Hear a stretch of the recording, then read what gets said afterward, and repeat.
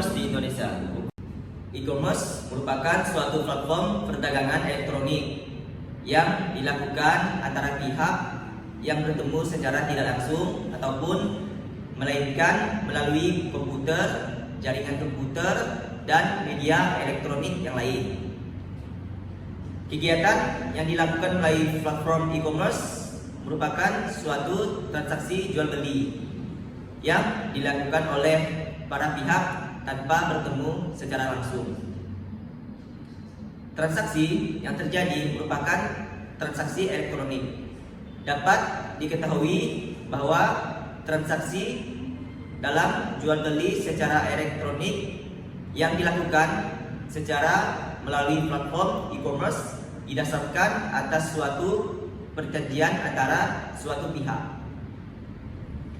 Dalam pasal 1313 KUHP Perdata, suatu perjanjian adalah suatu perbuatan di mana satu orang atau lebih meningkatkan diri terhadap satu orang atau lebih dalam suatu perjanjian terdapat 4 syarat.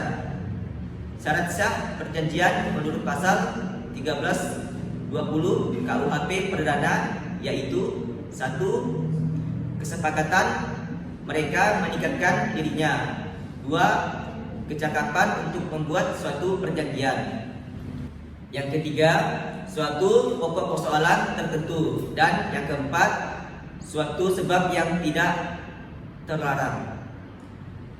Pasal 1338 ayat 1 KUHP Perdata menyatakan bahwa semua perjanjian yang dibuat secara sah berlaku sebagai undang-undang bagi mereka yang membuatnya.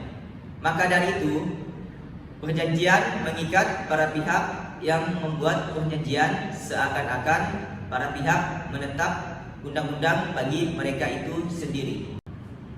Upaya perlindungan kepada konsumen untuk pelaku usaha yang sudah ada di Indonesia melalui undang-undang yang sudah ada mengaturnya, yaitu dalam pasal 26 ayat 1 ITE dijelaskan bahwa setiap penggunaan informasi melalui media elektronik yang menyangkut data pribadi harus dilakukan atas persetujuan orang yang bersangkutan.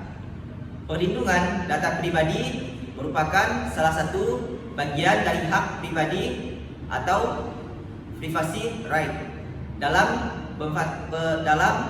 pemanfaatan teknologi informasi.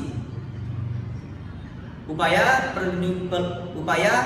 perlindungan hak dan kewajiban para pihak yang bertransaksi dalam platform e-commerce terdapat Undang-Undang Nomor 8 Tahun 1999 tentang perlindungan konsumen dalam Undang-Undang Perlindungan Konsumen. Yang kedua, hukum e-commerce secara internasional. Aturan tentang kontrak elektronik mengenai perdagangan internasional di Indonesia masih diatur dalam Undang-Undang Nomor 11 Tahun 2008 tentang ITE dan Undang-Undang Nomor 19 Tahun 2001 tentang perubahan atas Undang-Undang Nomor 11 Tahun 2011. Selanjutnya, diatur dalam PP Republik Indonesia Nomor 82 Tahun 2012 tentang penyelenggaraan sistem aturan tentang kontrak elektronik mengenai perdagangan internasional di Indonesia.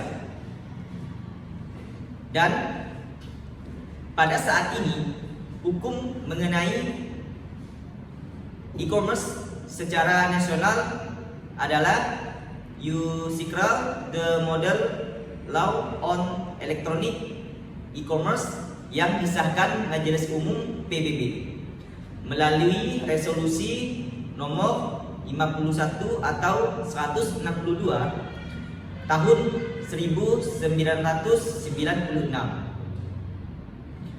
Beberapa negara di dunia juga telah mengatur e-commerce dalam perundang-undangan nasionalnya.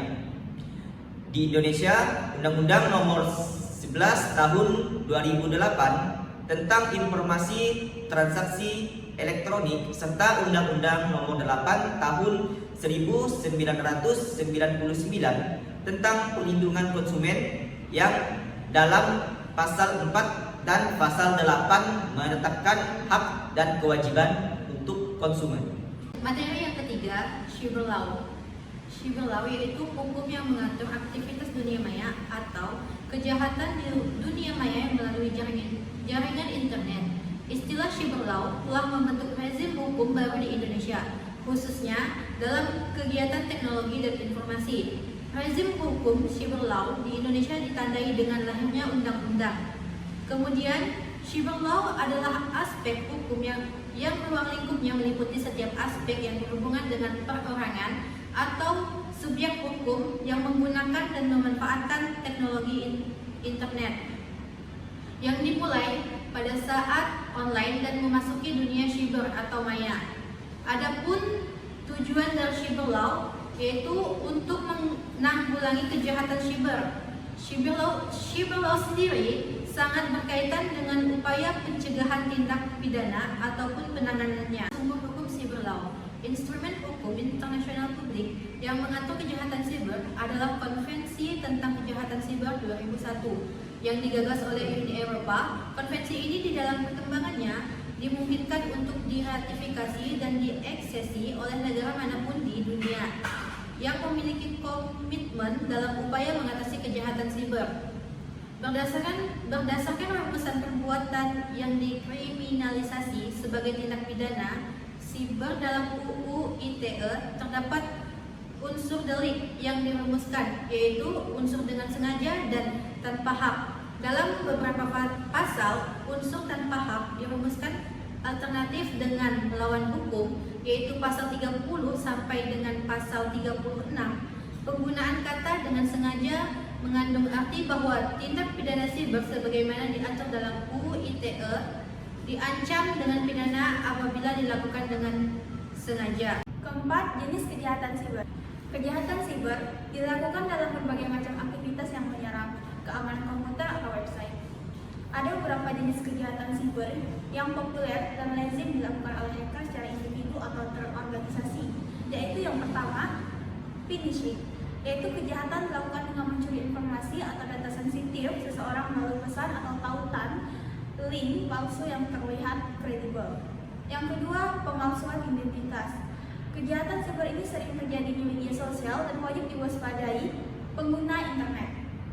Pelaku mengambil identitas seorang dari media sosial seperti foto, nama, dan informasi lainnya, kemudian memanfaatkannya untuk melakukan tindakan kriminal. Yang ketiga, cracking. Aktivitas ini berupa percobaan penyusupan dan sistem komputer dengan meretas sistem keamanan komputer jaringan atau softwarenya. Pelaku cracking alias cracker mencuri dan memanipulasi data tersebut untuk tujuan ilegal atau kriminalitas. Kejahatan siber ini wajib diwaspadai oleh tim IT perusahaan supaya sistem komputer atau website bisnisnya tetap aman, apalagi terdapat data pelanggan atau perusahaan di dalamnya.